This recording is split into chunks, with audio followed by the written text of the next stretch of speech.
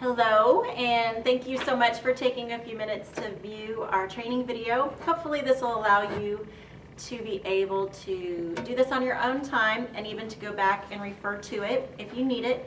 But please do not hesitate to call me if you have any questions. I just want to make this as easy for you as possible. So I just want to touch first of all on some things as we promote the 21st that we need to remember. First of all is please encourage your parents to sign in and out. That is for 1st through 4th grade. 5th and 6th grade, they're a little more independent and we want them to feel independent, so we aren't as concerned about that. But taking roll is critical, and having those parents sign in and out is how you can begin to build those relationships with them. Also, don't forget our 2-adult rule. There have been times where we only have one teacher and we make do, leaving the room open, me walking by often, or combining you with another class. We do not make a practice of that. So please make sure that you have 2 adults in the room at all times.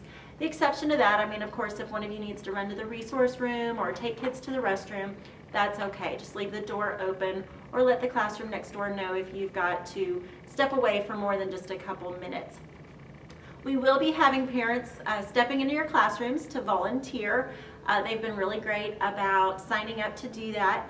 When they are there, please just make them feel welcome, get them involved. Don't hand them something and say, here, you teach, but just let them know what they can do to get involved so they don't just sit back and watch.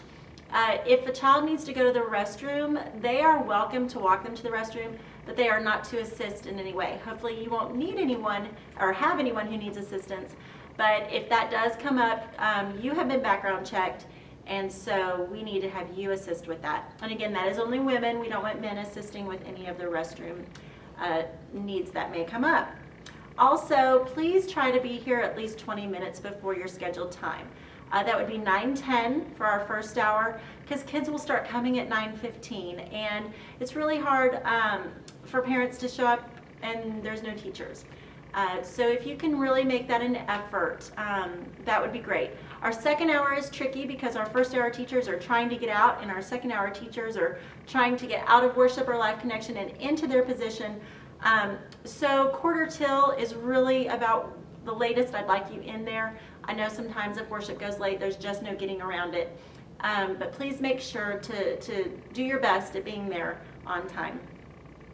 Any supplies that you may need, and I'll talk more about this as we visit about the curriculum, any supplies you need, just let me know. You may think, oh, I need note cards Sunday morning, there'll be some in the resource room. I can't promise you that. So if you just shoot me a note during the week and say, hey, I'm gonna need note cards, are there any up there? And I will make sure that you have that. You are welcome to help yourself to anything in our resource room upstairs. Additionally, there will be some things that I provide. If I say I'm gonna have some craft things for you for Sunday, that will be in room C204, right next door to the resource room. Also in C204 in the cabinet are some snacks. I keep them in there where they're behind closed doors, so just check those cabinets if you ever need snacks. And if you want something, don't hesitate to ask. I'm happy to get those things for you. We may not be doing the name tags this year like we did last year, where it had your picture and it was a great little plastic card. We will try and at least have a lanyard for you that has your name on it for Promotion Sunday. Please make sure you wear those. That just helps the parents feel a little bit more at ease that they do have a teacher in there that has gone through training and all of that. And finally, I wanted to let you know that in our first hour, our 1st through 4th grades, we are going to, as we start our new curriculum and as we do videos, because there are 4 separate classes upstairs, it's just not cost effective for us to purchase 4 different curriculum videos for each room. So what we will do is you will notice in room 201, which is where 1st grade meets, and in room 205, which is where 4th grade meets, you will see brand new 46-inch flat screen TVs in those 2 rooms that belong to the children's ministry, and we will have the curriculum videos in there for you. So what that means is that 2nd grade leaders at 9:30, you'll need to coordinate with the 1st grade leaders a time, you know, let's say 5 minutes into the hour. So at 9:35, we're going to bring our 2nd graders over to 1st grade, sit them down, view the video together, and then we'll go back to our room. 3rd grade, you'll be moving over to the 4th grade room. Also in those classrooms, we're going to have blinds on the windows, so hopefully the lighting will be very good for you in there. So just a little bit of a new change there. If you really don't want to move your kids, then just coordinate with those other teachers. Okay, you all watch the video first and we'll do an activity and then we'll pull the video cart over. That is fine. Okay, we're going to talk now about the format for the hour. I have attached on the email for you, first of all the documents I'm going to refer to. The first one is an optional format for your hour. Some of you are saying, how do I plan out my hour? Well, this is how I see the curriculum working most effectively for your hour. So if you printed that off, and just take a look at it with me. First of all, the first 10 minutes, when your kids are coming, sometimes it's more than 10 minutes. If they show up at 9:15, it's 15, 20 minutes.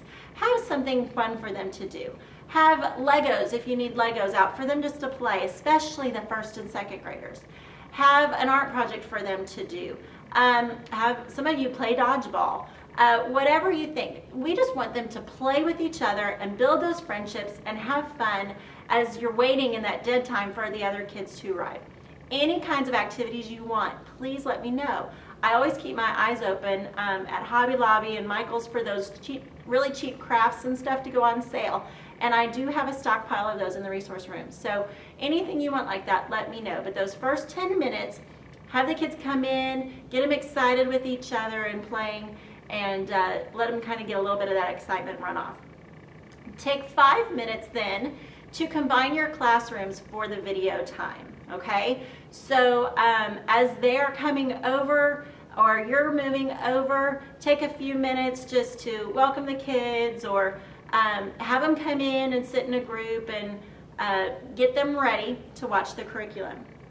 For the next couple minutes, have one of you, the leaders from either class, be kind of the MC. Say, welcome to our time. We're so glad you're here. You'll remember that last week we talked about Jesus and he got lost at the temple and his parents had traveled on and we just learned that, you know, Jesus grew in wisdom and stature and favor with God and man. And this week we're going to continue that story. And our virtue for this month is knowledge. And what did we learn about knowledge? And just take a minute to engage the kids. Remind them. Kids might still be coming in late. So just take a few minutes to set it up. You may even say, today we're going to watch a video and these really crazy guys are going to do blah, blah, blah. Okay, so get them excited about the video. Then you will take the next 10 to 12 minutes and show the video. And in just a few minutes, I'm going to put the video up on the screen so that I can direct you through how to work the video.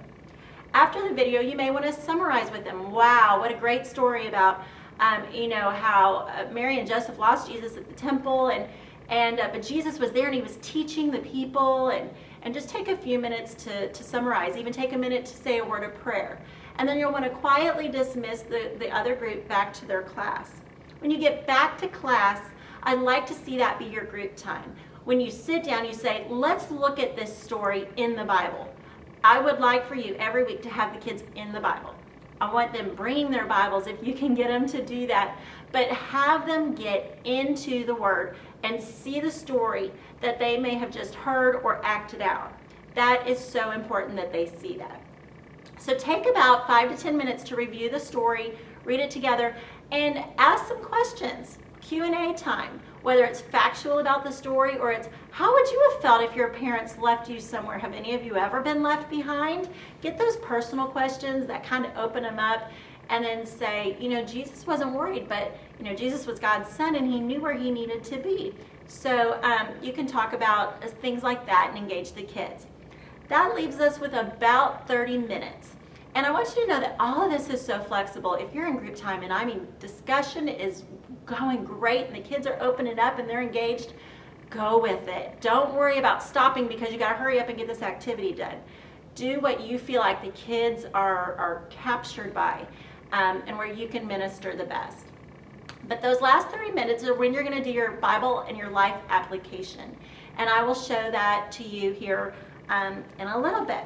So what I want to talk about next is how to navigate the video. So I'm going to put it on pause for a second. I'm going to get the video up, and then you'll be hearing me and seeing the video, and then we'll talk about how to navigate your curriculum.